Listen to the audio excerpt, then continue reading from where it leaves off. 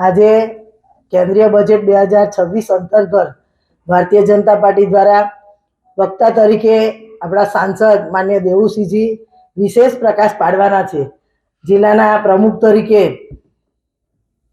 સરકારના બજેટની વાત કરું તો યશસ્વી વડાપ્રધાન નરેન્દ્રભાઈ મોદી સાહેબના નેતૃત્વમાં કેન્દ્રીય બજેટ 2026 જન આકાંક્ષાઓને પ્રતિબિંબિત કરતું ઐતિહાસિક બજેટ છે।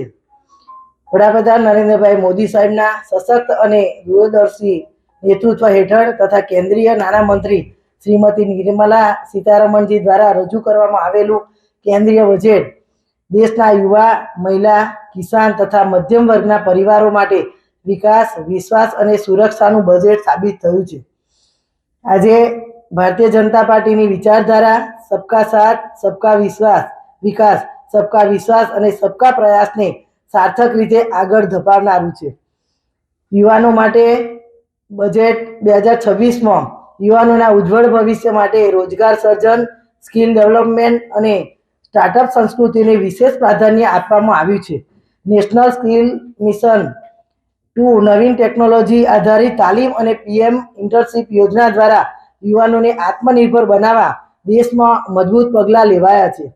મહિલાઓ માટે મહિલા સશક્તિકરણને કેન્દ્રમાં રાખીને સ્વરોજગાર, સ્વસહાય જૂથો અને લઘુ ઉદ્યોગી માટે આર્થિક સહાય વધારવામાં આવી છે। કામકાજ કરતી મહિલાઓ માટે ક્રેશ સુવિધા, આરોગ્ય સુરક્ષા તથા દીકરીઓના શિક્ષણ માટે વધારાનું બજેટ ફાળવીને નારી શક્તિને મજબૂત બનાવવાનો સંકલ્પ દર્શાવવામાં આવ્યો છે।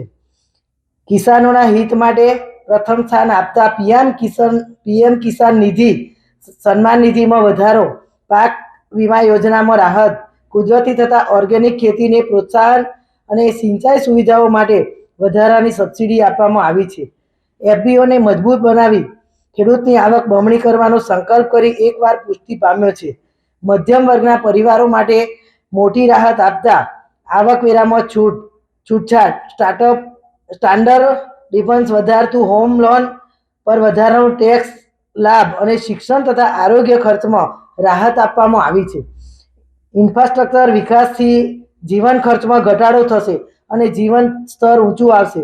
કેન્દ્રીય બજેટ 2026 એ મોદી શાસનનું જનહિત, વિકાસલક્ષી અને રાષ્ટ્રહિતને સર્વોપરી રાખતું બજેટ છે, જે ભારતને વિશ્વગુરુ બનાવવાના સંકલ્પને વધુ મજબૂત બનાવશે।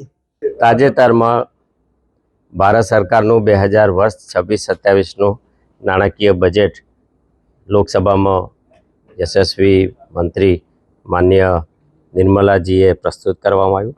દેશના યશસ્વી વડાપ્રધાન આદરણીય નરેન્દ્રભાઈ મોદી સાહેબના શાસનમાં જે પ્રકારે દેશને દૂરંદેશી નેતા મળ્યા છે અને જે દ્રઢ ઈચ્છાશક્તિ સાથે ભારતને 2047માં વિકસિત ભારત બનાવવાના સંકલ્પ સાથે કામ કરી રહ્યા છે, ત્યારે દેશ માટે આ વર્ષનું બજેટ ખૂબ અતિ અગત્યનું છે।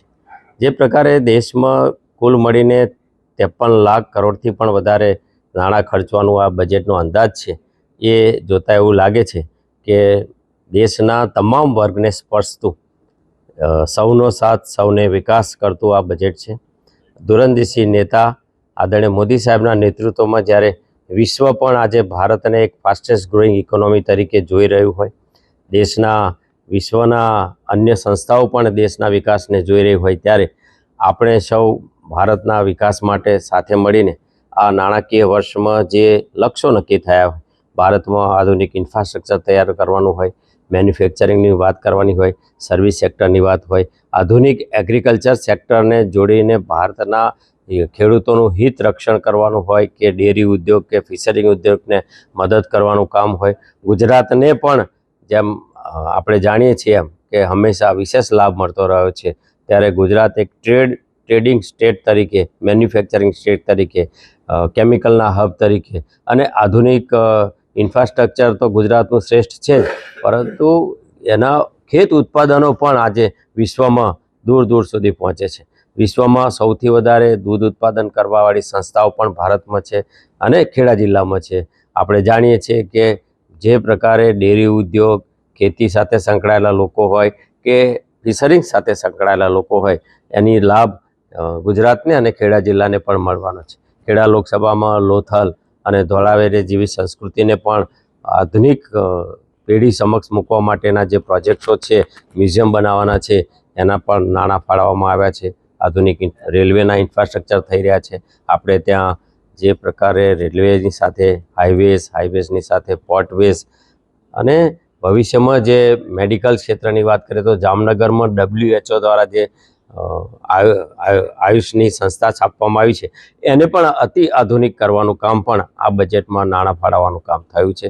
કુલ મળીને ગુજરાત અને દેશ માટે, દેશની પ્રગતિ માટે, દેશની સસ્ટેનેબલ ગ્રોથ માટે આ નાણાં ખર્ચવાનો અંદાજ ખૂબ અતિ અગત્યનો અંદાજ રજૂ થયો છે. ત્યારે દેશ એને આવકારે છે. અમે સૌ સાથે મળીને આ નાણાકીય બજેટને ખૂબ શુભકામનાઓ પાઠવીએ છીએ અને દેશ માટે પણ આ અતિ મહત્ત્વનો ક્વાર્ટર છે. આપણે જાણીએ છીએ કે 21મી સદીના આ પહેલા ક્વાર્ટર પછીનું બીજા ક્વાર્ટરનું પહેલું વર્ષ છે. 16મા નાણાં પંચ માટેનું પણ પહેલું વર્ષ છે અને કુલ મળીને આવું બજેટ દેશ સમક્ષ મૂકવા માટે હું નાણામંત્રી આદરણીય નિર્મલાજીને પણ અભિનંદન આપું. My school is one such future-ready school where I understand each and every concept taught in the class and don't rote learn, where teachers don't just use books and blackboard to teach but use new ways of teaching and learning like audiovisual learning, activity-based learning and group activities, which enhances my conceptual understanding. My school also teaches coding, which is an important 21st century skill. Not just that, I get an opportunity to showcase my skill on a national platform. And with all this, I acquire important skills that make me future ready and confident. Would you also like to know where is my future ready school? Visit now and see for yourself.